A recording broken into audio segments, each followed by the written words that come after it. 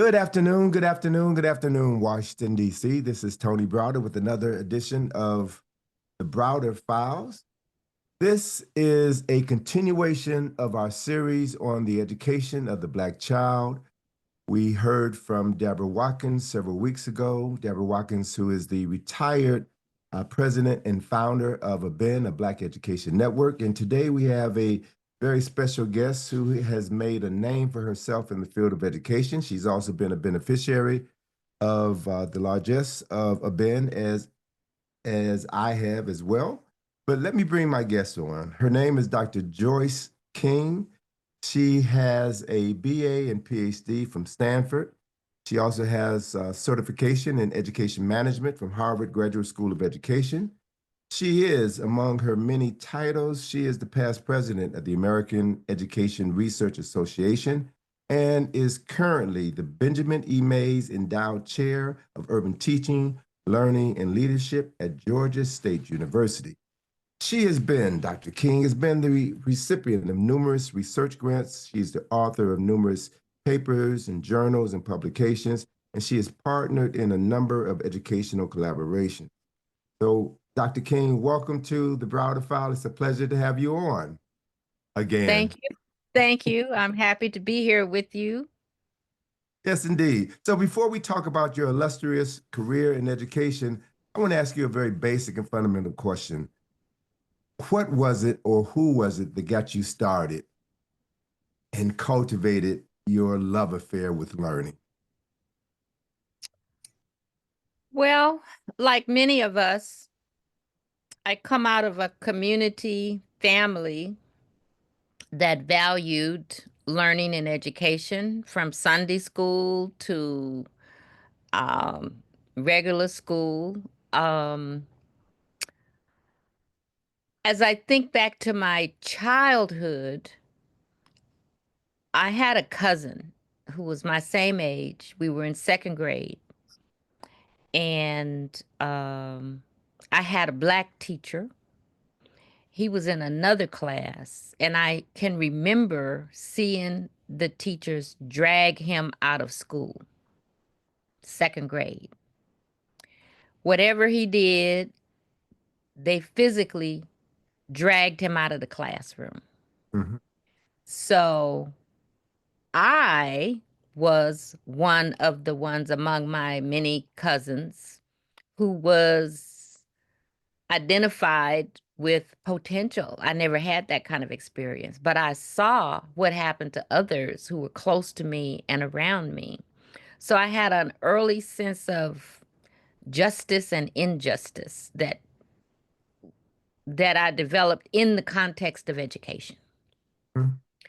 So moving on through high school, getting a scholarship to go to Stanford, it was also in the midst of the movement days of the 60s and getting there and finding that if I wasn't careful, I would be alienated from my family and community because that's what the aim was.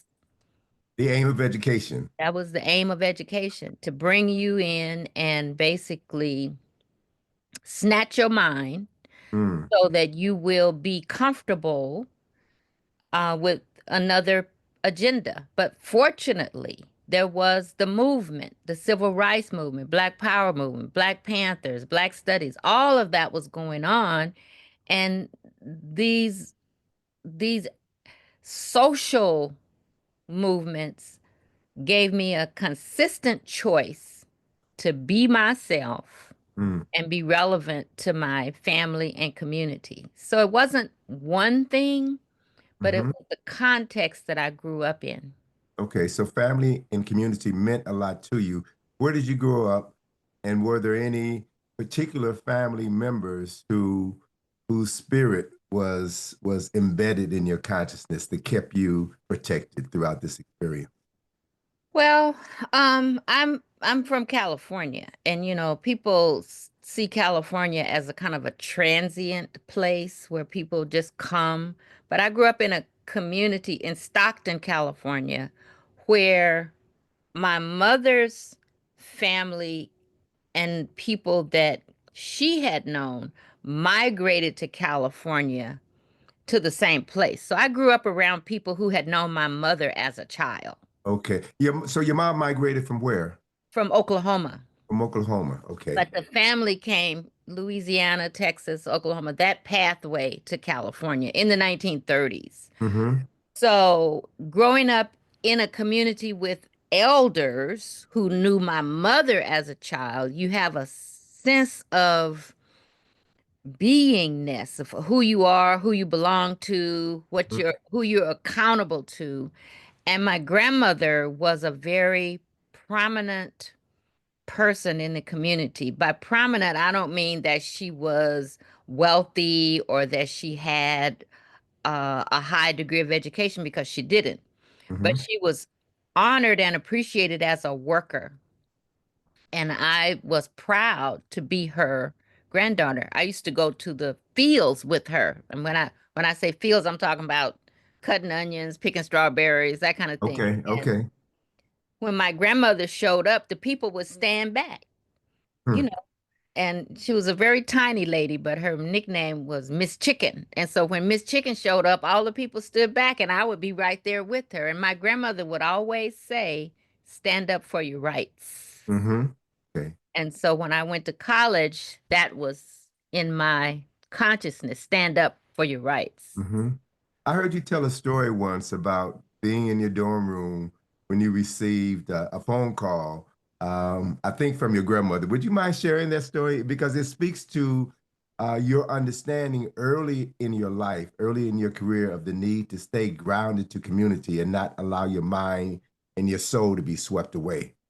Well, our my parents were not high school graduates. They didn't have any inside information about what going to the university was like. My mother was a domestic, but having worked in white people's homes, you have an aspiration for your children to be better, to do better. So I had a scholarship. I went to Stanford, and my grandmother called me on the phone. And that's when, you had your roommates, everybody's in the room together, and the phone was on the wall, like one of those old phones that you would have in the kitchen. That Mm-hmm. was the kind of phone we had. And so my grandmother called, and I was talking to her, and my two roommates, white girl from Texas and a girl who was actually Native American, but she didn't look Native American. She just looked like a blonde lady, but she was actually Native American. So they were sitting there while I was talking to my grandmother. And when I hung up, they were looking at me like strange.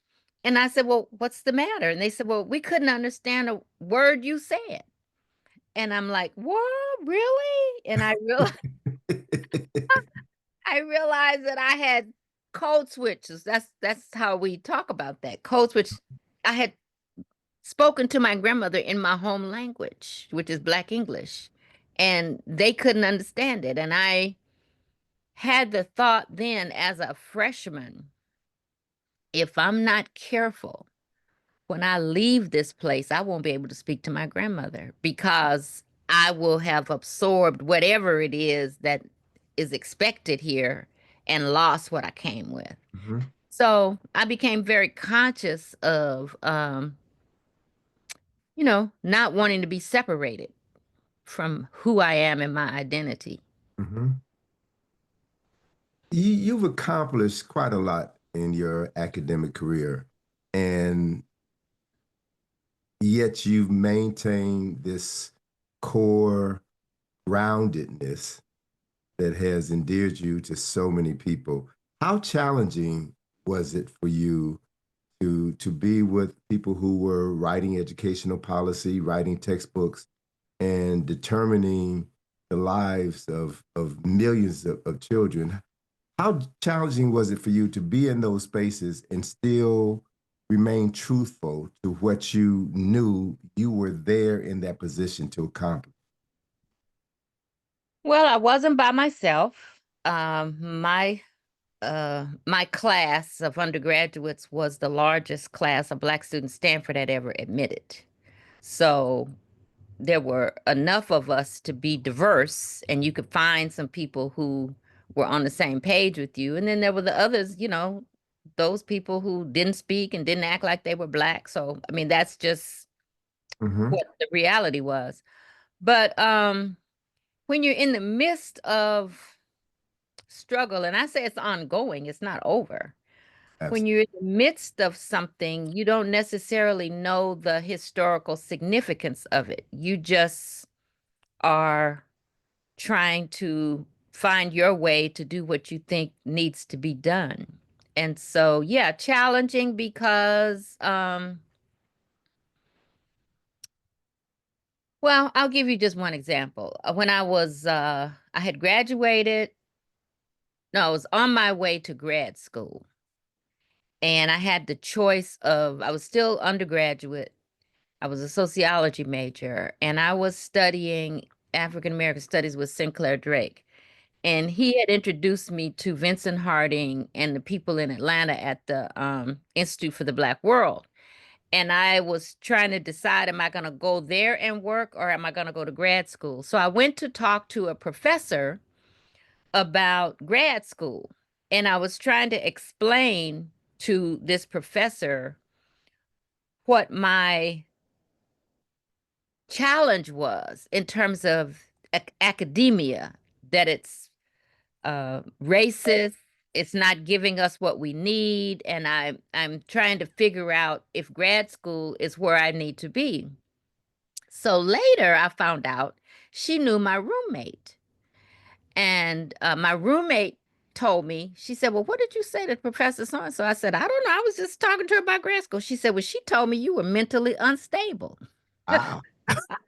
Lord have mercy. Mentally unstable. But yeah, I mean, So what, so what did you say? Do you recall what you said that might have given her that yeah, ill-shaped perception of you? I do remember. What you say? Tell me, just between you and me. I'm the only Just person between you listening. and me, I was a Mhm. sociology major, and her husband was the chairperson of the sociology department. Now, these are people who have been in my life and in my academic career over the years. So this is an episode. Mhm. So But these are black folk, I assume. no, no, no, no. These are Oh, okay, okay. I'm sorry. professors, Stanford Okay, professors. My roommate was black, yes.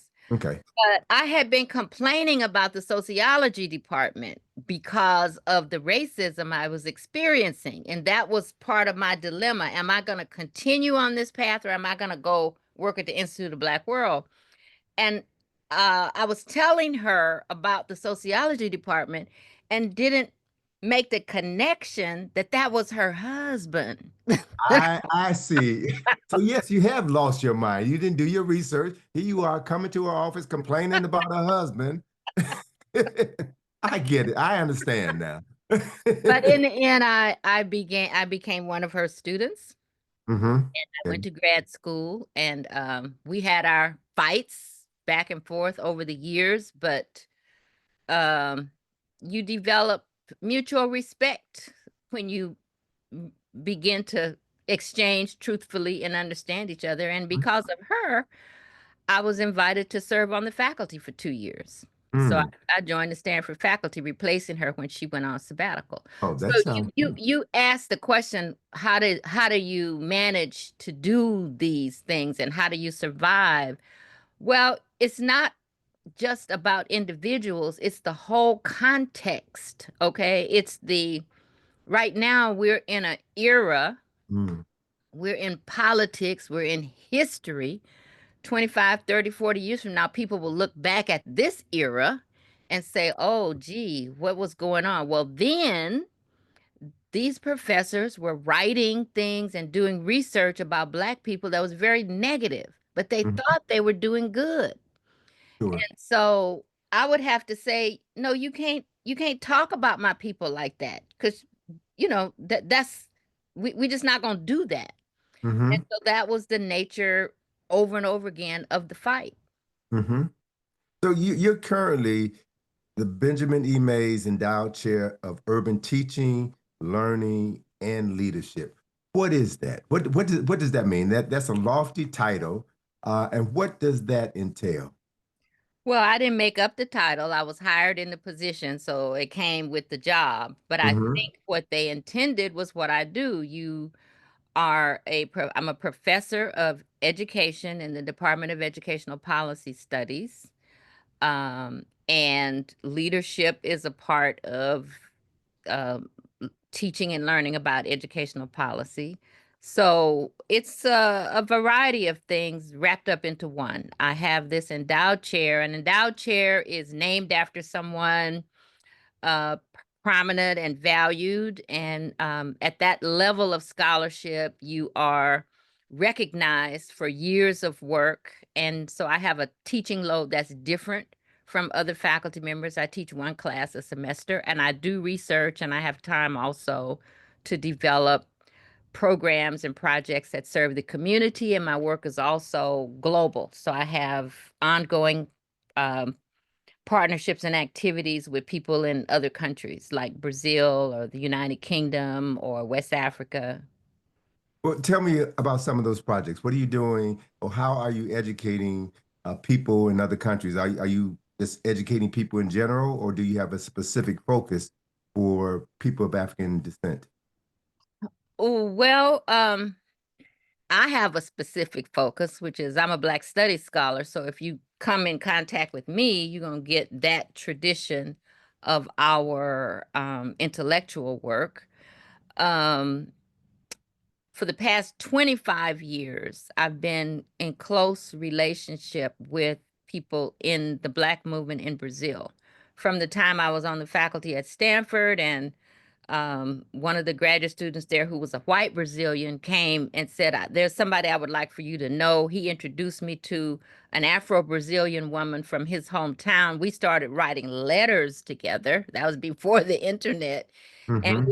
we've been, sisters and colleagues since then. So at Georgia State, I have taught some of her students who have come to Atlanta to study with me. They've gone back to Brazil and sent some of their students to work with me in Brazil. You mentioned a Ben financed, provided the grant for one of my projects, the Guardians of Heritage, working with youngsters, training them to do community-based research and produce educational materials. And so we partnered with one of my former Brazilian students in Brazil, and she brought youngsters from their communities into our program. So we had an international youth civic leadership program online for a couple of years called Guardians of Heritage, and three girls in one in Cachoeira, one in Salvador, two in Salvador, and one in Cachoeira participated. Then we had another group from Rio that also joined our program. So we had an opportunity to connect African American youngsters here in several cities with Afro-Brazilian girls there to exchange, consider what their experiences were like. And I do that as Benjamin May's endowed professor. Excellent. So you obviously have an idea in mind of what educational uh, policy making and educational leadership looks like. How do you envision expanding this work? What are some of the obstacles impeding this work, and how do you envision developing the mindset to help the students that you're working with overcome these obstacles?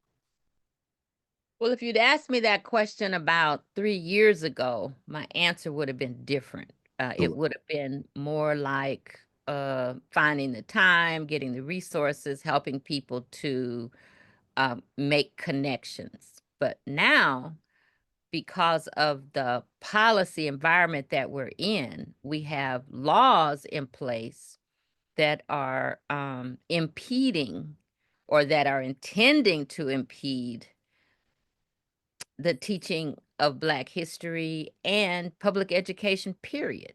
Mm, So right now, many educators are fearful of Well, there's even, instruction about which words you can say in the classroom. You can't say Mm-hmm. this word or that word. So the context is different today. Mm-hmm. I just read recently an article in the paper, New York Times, that the education department was given 2 weeks to eliminate race-based programs. So subjects subjects dealing with slavery, subjects dealing with the '60s Black Power movement, Black consciousness movement. All of that is about to be erased, and there's been conversation about eliminating or downsizing considerably the Department of Education. So it appears as though we're in the fight for our lives, and all the work that you have dedicated yourself to developing and all the work that you've done over the past 3, 4 decades, all of that's about to be undone. The rug is about to be pulled out from under you. How do you fight back? How do you resist? Well, um, this is this is an evolving situation. It's not over. This is We're at the beginning point of this administration. And I've well, one of the ways you fight back is you do fight back. But because I work for the state of Georgia as an employee of Georgia State University, and the state is under these kinds of guidelines, I have to say that I'm speaking today as a private citizen individual, not as a representative of the state of Georgia or the university. And why am I saying that?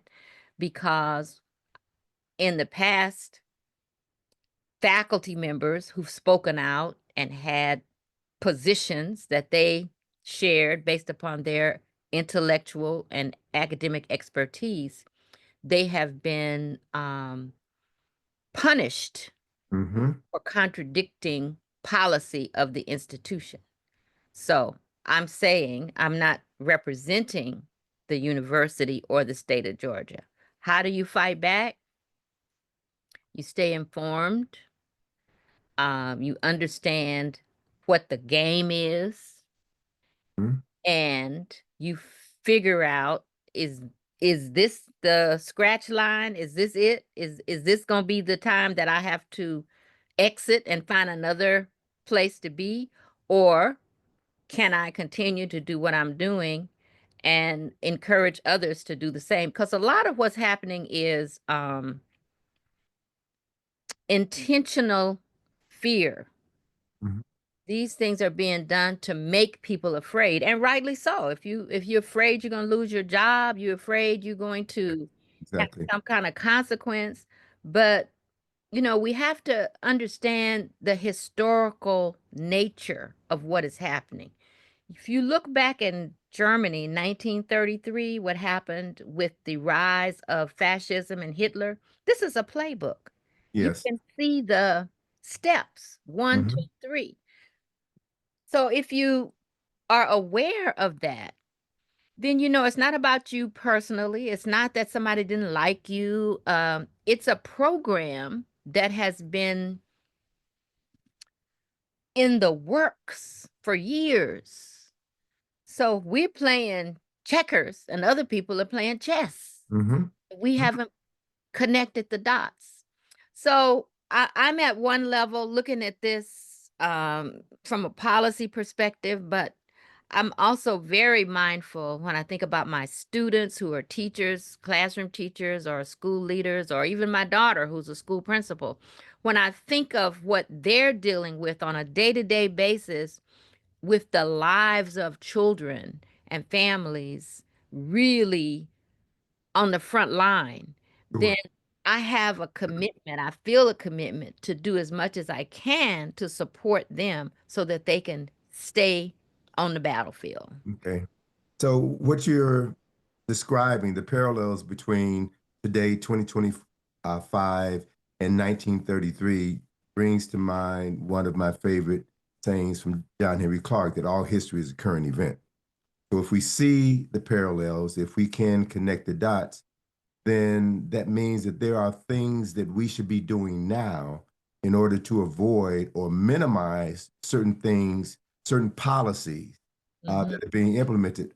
What would you suggest that the average citizen do to assist you or to put pressure on policymakers or educational leaders? What are some things that you can advise those who are listening to our conversation right now to do wherever they are to make a difference and to not sit down immobilized with fear thinking that you're helpless, which is really what one aspect of the game plan is all about, to overwhelm you with all of these policies that make you feel as though you don't count. How do we count? Well, you have to look around and try to be informed. It, you may not be looking at the evening news, but there's ways for you to pay attention to what is happening. And there are people who are engaging in making a difference on our behalf. In Florida right now, for example, there's 290 churches that have organized to teach Black history on their terms. They're Okay. not asking for permission, they're actually doing that. So when you look around in your own space, see who is actively engaged and join with them. We can't fight alone as individuals. We have to be in collective work and responsibility. So that's one thing.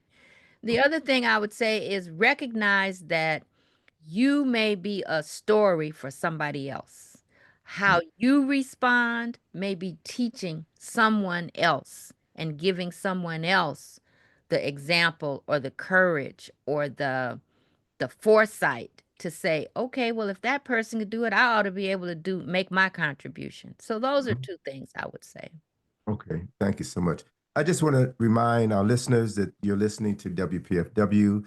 This is the Browder File, and our guest today is Dr. Joyce King, the Benjamin E. Mays Endowed Chair of Urban Teaching, Learning, and Leadership at Georgia State University. So, Dr. King, coming back to this idea of education, you mentioned it early on and kind of glossed over it. I'd like for you to go back and unpack this idea of the role that newly emancipated Africans played in establishing the public education system. Not very many people are aware of the role that our ancestors played in making public education possible. Yeah, the our preeminent scholar of Black history, Dr. James Anderson, in his classic text, The Education of Blacks in the South, he outlines what happened after the Civil War during Reconstruction when those Reconstruction governments across the South included Black people going in as lawmakers. And so that generation, those people put into state constitutions public education where it didn't exist before. So Mm. that was a contribution that we made at that particular time. I was struck when I learned reading another book about a midnight school that Hmm. was functioning. I think it was Natchez, Mississippi, during enslavement. Mrs. Gunderson had a midnight school. People would come at midnight to 2 a.m. and learn how to read. And she Hmm. educated a lot of people, teaching them how to read at midnight. So we have so many traditions of liberation education that if we could just remember and keep that in our consciousness, that will help us to stay strong and stay on target. Sure. I'm looking at some of the books you have in your bookcase behind you, and I see two educators. One I know, and one I know of because of a profound educator who I love and respect dearly. You have Dr. Adelaide Sanford um, over your right shoulder, and then further to the right, you have a book by Hubert Harrison, who I recall Hubert Harrison helped to shape the mind of one of my favorite scholars, John G. Jackson. And Jackson and Harrison helped shape the mind of John Henry Clark. So can you share with our listeners something about the background or the spirit of those two powerful educators?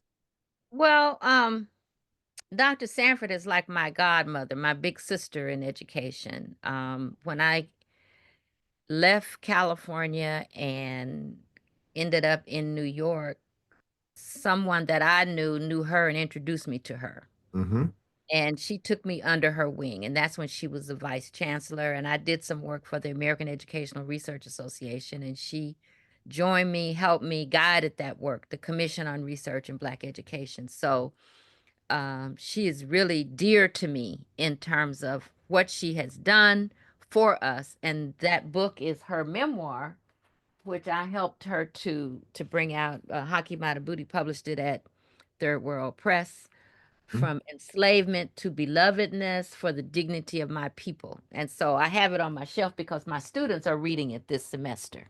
Very good. Um, Hubert Harrison is someone that I learned about more recently as a Caribbean person coming to the US and bringing, that fire, that flavor. We have a lot of people from the Caribbean that we need to acknowledge as Caribbean people who have made a significant contribution to our struggle. Stokely Carmichael, even my professor St. Clair Drake had Caribbean roots. So I learned about Hubert Harrison as a person with that history and that importance in our struggle, and so many others. Marcus Garvey, the list is long, but we have, Tony Martin, yes. Mm-hmm. there you go. Hmm. So I tell my Jamaican friends that I had a Jamaican babysitter, so that might Okay. that might have affected my openness to, the Pan-African identity, the Pan-African world. I didn't know this until I was an undergraduate at Stanford, walking across campus one day with Bobby Hill, who's the, preeminent scholar of Marcus Garvey. And Bobby said, we were undergraduates then, and Bobby said, oh, back in Jamaica, we would call you Joyce. And I remembered that my babysitter called me Joyce. And that's Nice. when I realized, hey, she must have been from Jamaica. Oh, got it. Joyce instead of Joyce. Got it. Yes, Okay. yes. Hmm. Hmm. Oh, that's wonderful. So you mentioned the Guardians of Heritage, right? This international cohort of students that you were working with. Um, were there any other uh, groups of young people you were working with as a side project, something that allowed you to begin to develop other educational techniques? Well, the Guardians is like the third generation of work that I was doing with young people. Back in 2013, um, a colleague, a community colleague, got a grant to do an after school program at a middle school in Atlanta. And she said, I'd really like for you to come and do something at this middle school. So, about that same time, I had a graduate student, a Black woman teacher, come to me and ask me, Dr. King, is there any such thing as African centered education? I said, yeah, yeah, yeah. And she said, well, I'm just wondering because another professor told me it doesn't exist. Hmm. So I said, well, why don't you come take my class and then go with me over to this school where we're working and we'll see. And I had several graduate students who were all award-winning teachers. But I asked them, do you know the words to say to our children to get them engaged with our culture and heritage? Do you know how to talk to our children to help them identify with their Africanity? And all of my students who were teachers said no. So I said, okay, so we're going over here to this middle school and we're going to work on that. So we called it a pedagogical laboratory. And our after school program was called the Songhai Club, going from Dr. Edward Robinson's work from the Nile to the Niger, and then us in the diaspora as the continuation of the Songhai people. That's what Dr. Robinson wrote in his work. So we developed curriculum. We were at this school every day for a year after school, and one of my students would be teaching, and another one would be observing, Hmm. documenting, watching how the lessons were going. And so that was our Songhai Club. After that, worked with Deborah Watkins again, and we created a Songhai Princess Club Saturday school program in California. And Atlantis worked with us on that. Hmm. So the Guardians is like the third generation of ways to reach our children, ways to communicate with parents and family about the need for this kind of education. And we had a really surprising experience with the Guardians because we developed an online, or all of this was done online during COVID. And we had an online classroom, which began with lessons with Tony Browder. That's when the kids would sit down and watch you on video. And one of the parents said to us, well, when it's time for the online classroom, everybody in the family gets the popcorn and we all sit down and watch the films together. So, that was really affirming for us. And it said, well, we found something that's working, and it's working not only for the young people, but also for families. And these youngsters develop mobile apps for community problem solving.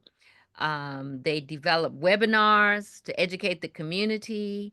They use their research skills to produce a podcast series, and you can find our podcast online, Guardians of Heritage Talking Drum. And the kids are introducing topics based upon interviews with elders. What age are these young folk?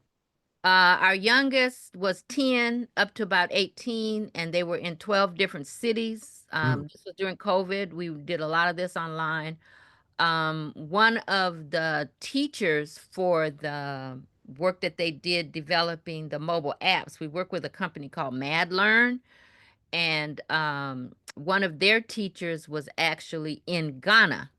So you can get the scene. We're all online, 25, 30 of us. We've got the Brazil Portuguese translation going, and the sister is teaching her class from Ghana, and she decided to put her technology lesson to embed it in her representation of Ghanaian culture. Hmm. She said to us was she'd worked with technology over many years, but she'd never had the experience of putting culture in front of the technology as she experienced with us. Hmm. So that was a great extension of our work into a relationship with a teacher in Ghana. Okay. So the name of the club was the Songhai Club.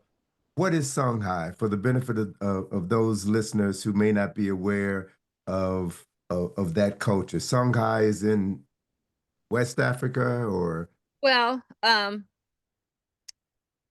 in the classical West African civilizations, you have a sequence: Mali, Ghana, Songhai.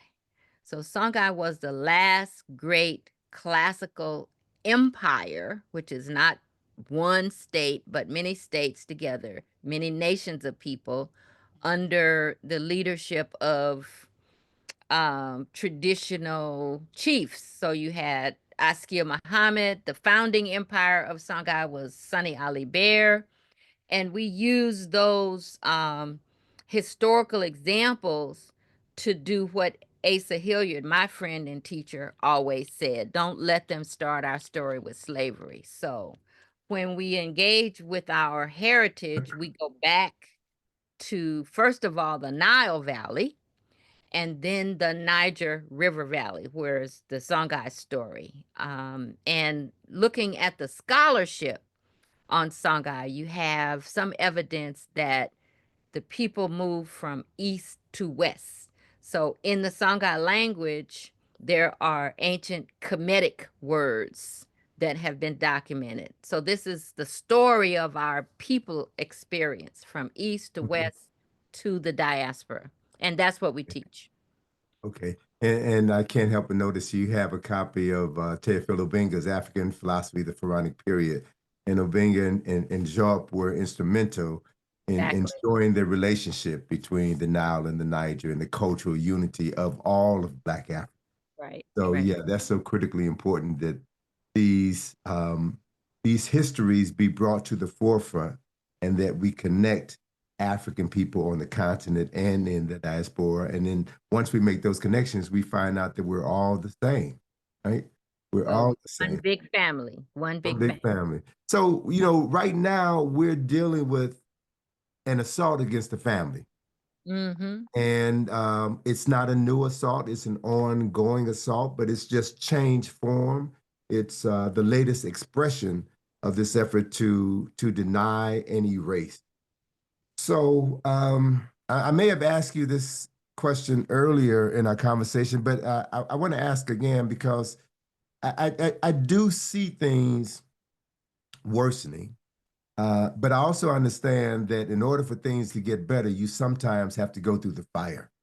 Um, how should, what role should parents be playing right in order to ensure that the children are properly educated, to ensure that their children have an understanding and an appreciation for who they are as descendants of African people, the mothers and fathers of humanity, the descendants of the creators of culture and civilization.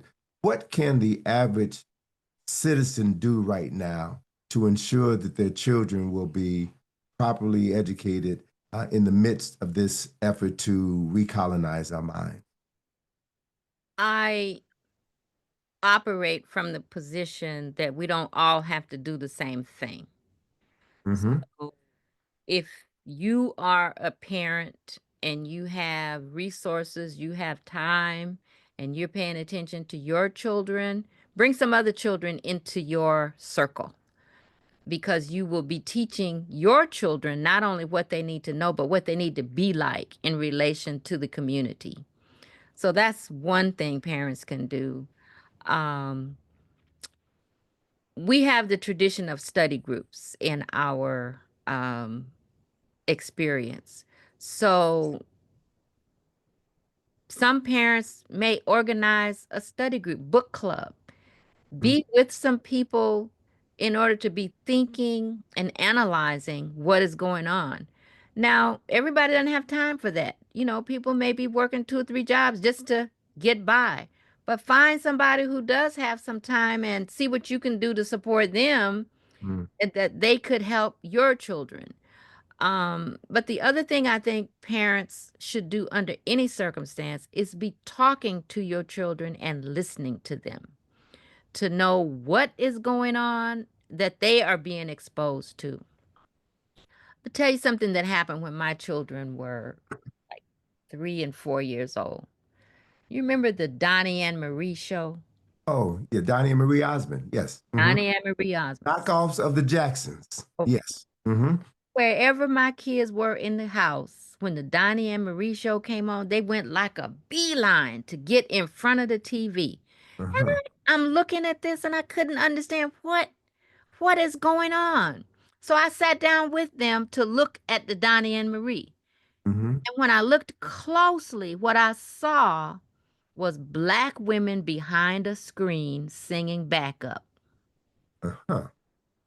So it was the voice of the black women that was reaching my children. But you see, the manipulation is you put Donnie and Marie in front, and Mm-hmm. that gives you the impression that you are connecting to them. But what you're really connecting to is beneath the surface behind the screen. Mm-hmm. So I Sure. turned the sound off on the TV. And I told my children, 3 and 4 years old, look behind the screen. That's what is attracting you. I mean, you have to try to communicate. Mm-hmm. So there's so Sure. many ways that our children are being taken from us, and we have to pay attention and intervene. Absolutely. Absolutely. Well, listen, we have about 5 minutes left, and I'd like to give you an opportunity to share with our listeners um, your words of wisdom as a mother, as an educator, as a policymaker, as a trainer of trainers. You've got a wealth of experience um, at a time when we need the benefit of that experience. So the floor is yours. What should we be doing now, and what should we be doing for the rest of our lives to ensure that we won't have these conflicts 40, 50 years in the future, that our great grandchildren will be able to move freely in a society where they'll be appreciated for the brilliance of their character. I'm thinking of something my mother used to always say, if I fall, let me fall forward. Mm, So we want to see ourselves in constant motion, moving forward together, not as individuals. There's some things going on in the society right now that we really need to sit down and talk about and share with each other how we are experiencing it. So I would say get a group together. If you're not in a group, get organized with some other people so that you're not alone, and you can support each other, because this is a battle. It's not just for um, African American people or people of African heritage. This is a battle for the humanity of the world. And mhm. whether we like it or not, it's going to be Black people that saves the world. Imari Baraka has said, "Who will survive America? Black people, of course. Very few Negroes and no colored folks at all." Well, it's funny you should say that because I was just in Chicago over the weekend and going back to do a presentation. This brought back memories of my childhood and so many phenomenal things that happened and helped to shape who I was. But I recall when I was a freshman at University of Illinois Circle campus, I took a class, and this is 1969. I took a class in philosophy, and my instructor was a young hip white guy, right? He had the ponytail, full 9 yards, really cool guy. And he said to the class that when the revolution comes and when society as we know it is destabilized, Black people will be the ones who survive, because Black people have always had to deal with adversity, and they know how to survive better than any other segment of this population. So his words ring in my ears now as I see and read about all the things that baby Hitler is doing with his crew, Musk and the whole team of Afrikaners who have bought their way into positions of leadership and are intent on moving, recreating the Fourth Reich here Right. in the United States. That's what's happening in That's real what's happening. time. Hmm. Yeah. So and it's like I see what's happening. I see what's coming, and I know that at some point, many of these white folk who voted him into office are going to realize what's coming, and they're going to be angry and they're going to push back. When they start pushing back, that's when the stuff is really going to happen. And Hmm. my feeling has been, let us sit back and let them fight it out. Let us move to higher ground. I was sharing this with a friend of ours, Quad David Whitaker, who's in Ghana, right? And he was talking about what was happening politically. And I said, look, man, I don't have a dog in this fight. Let them fight it out. I'm going to do like Stevie Wonder and seek higher ground, because Ghanaians have a saying that when elephants fight, it's the ground that suffers. Right. The So grass. when these forces go at each other, there's going to be a lot of collateral damage. But we can move ourselves to higher ground where we can insulate ourselves from the pain and the suffering that we know is coming, and be around to pick up the pieces, Hmm.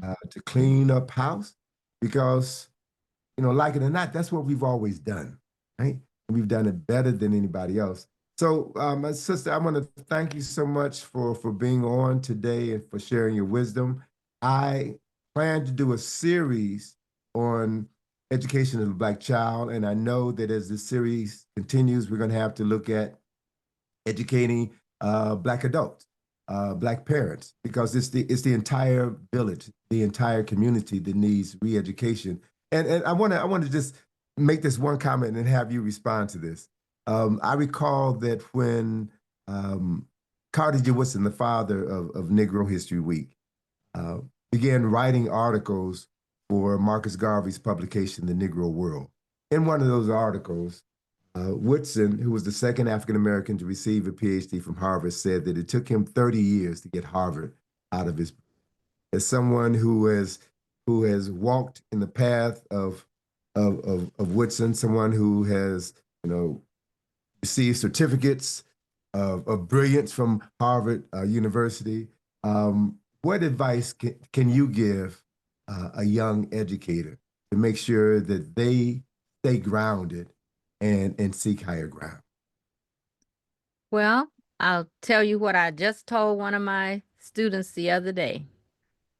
Talk to your grandmother. Mm, Find out who in your family has passed the legacy on to you. Say they made sacrifices for you to get to where you are. So what is it that you are obligated to do to carry on and make that sacrifice worthwhile? So talk to your grandmother, your grandfather, find out more about who you are from the people that brought you to where you are. all right. Well, good question. Quick question on that end. What if the grandparents are not living? Can you still talk to them? I think so. If Okay. or if you are able to listen. Mm-hmm. Mm-hmm. Absolutely. And I refer to that listening, I refer to those who can listen as having cultivated their ancestral intelligence, right? That Listening to those voices that have always been with us and that will never leave us because they love us so. But Dr. Joyce King, I love you so much. I love what you do. I love all of the lives that you've touched and the seriousness of your commitment.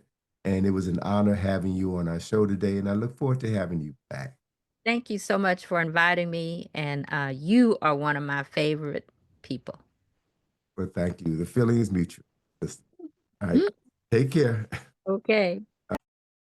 This show has been another in our continuing series on the education of the Black child, the education of the Black family, and the education of the Black community. History teaches us many things, but most importantly, history teaches us that when you educate Black people, we educate humanity. Education, in its literal sense, is about bringing out the genius within. And Black people knew that when they began educating themselves in the Great Lakes region and in the Nile Valley in Africa thousands of years ago. The Greeks knew that when they began immigrating into the Nile Valley to learn philosophy, mathematics, and medicine and geography at the feet of African scientists and social thinkers and mathematicians back in 800 BC. The Romans knew that when they took Egypt away from the Greeks in 30 BC. And Napoleon Bonaparte knew that when he conquered Egypt in 1798. The Brits and the Americans also knew that in the early 20th century when they took Egypt out of Africa and invented this concept called the Middle East. And I'm still trying to figure out where is the Middle East. If Egypt is in the Middle East, then where's the Middle West? Where's the Middle North? Where's the Middle South? These terms were made up in order to separate people from land, language, history, culture, and historical and cultural memory. So the bottom line for us, Black people living in America or anywhere else in the diaspora or even on the continent, it's all about knowing yourself and discovering the history that has been lost, stolen, hidden, and oftentimes made illegal. Knowing your history and culture has been the key to our survival.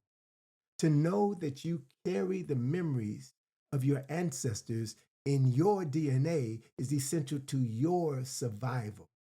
And so the process is simple.